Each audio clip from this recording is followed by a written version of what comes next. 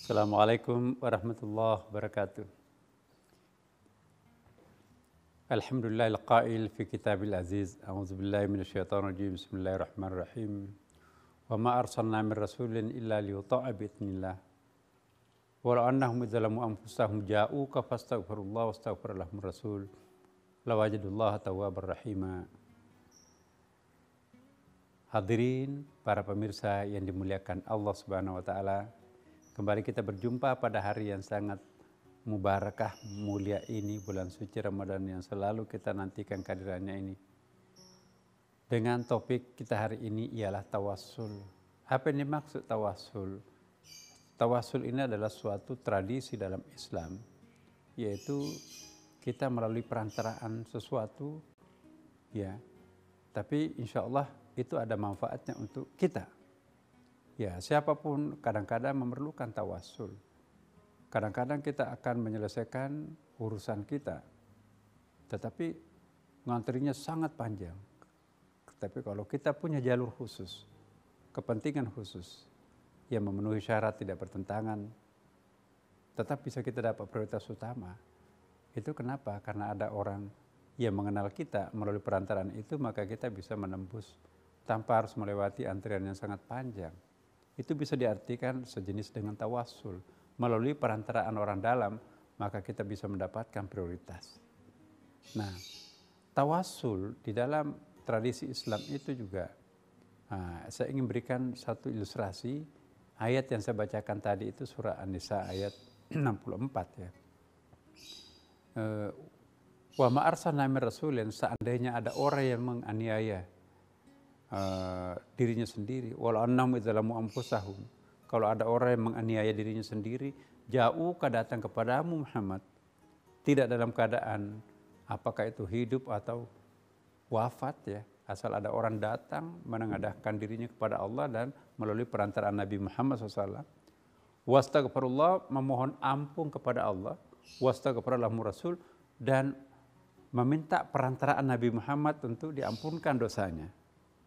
Lawajadullah tawwabar rahima, pasti Allah akan mengampuni. Pasti adalah apa ya, artinya itu begini, lawajadullah, pasti engkau akan menjumpai Allah, tawwaban, maha penerima taubat, rahimah, dan maha penyayang.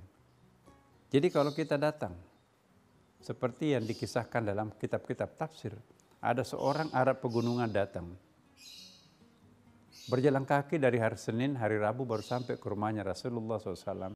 Alangkah kagetnya karena dijumpai di rumahnya Rasulullah banyak orang. Ada apa ini?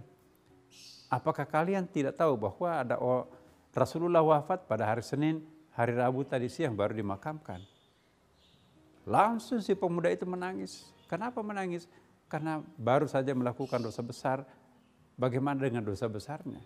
Gak mungkin Tuhan akan mengampuni aku. Aku kotor, aku pendosa besar.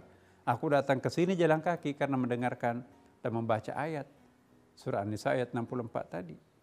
Datang kepada Rasulullah minta pertolongan supaya diampunkan dosanya olehnya.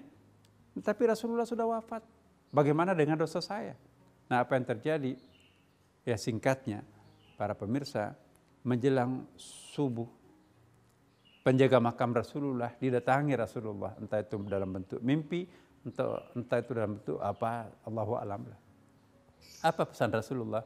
Suruh orang yang menangis itu, pemuda yang menangis tadi malam itu nggak pernah berhenti itu, suruh berhenti menangis karena Allah mengampuni dosanya. Nah, apa yang terjadi? Langsung pemuda itu berhenti menangis karena dia pernah mendengarkan hadis Nabi juga. Barang siapa yang bermimpi berjumpa Rasulullah, maka Rasulullah betul yang dijumpainya. Satu-satunya wajah yang tidak bisa dipalsukan oleh iblis, wajahku, kata Rasulullah, itu hadis Bukhari Muslim.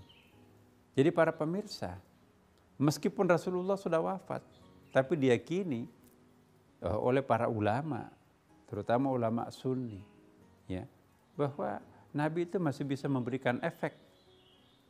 Maka itu Rasulullah SAW juga itu dalam pengungkapannya di dalam Al-Quran, selalu Allah menggunakan fi'il mudhari.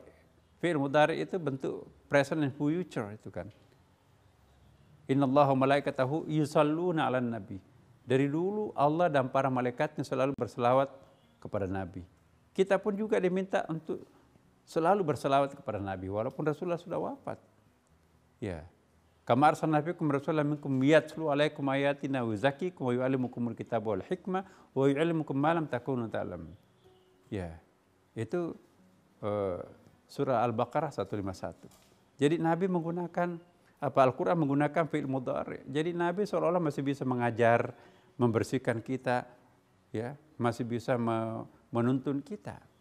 Nah, apakah itu rohnya atau dalam bentuk apa, Allahu alam. Itulah kehebatan Rasulullah Muhammad SAW. Oleh karena itu, kalau kita bertawassul kepada junjungan kita Nabi Muhammad SAW, oleh sebagian ulama menganggap itu adalah sesuatu yang sangat wajar. Dan itu banyak buktinya.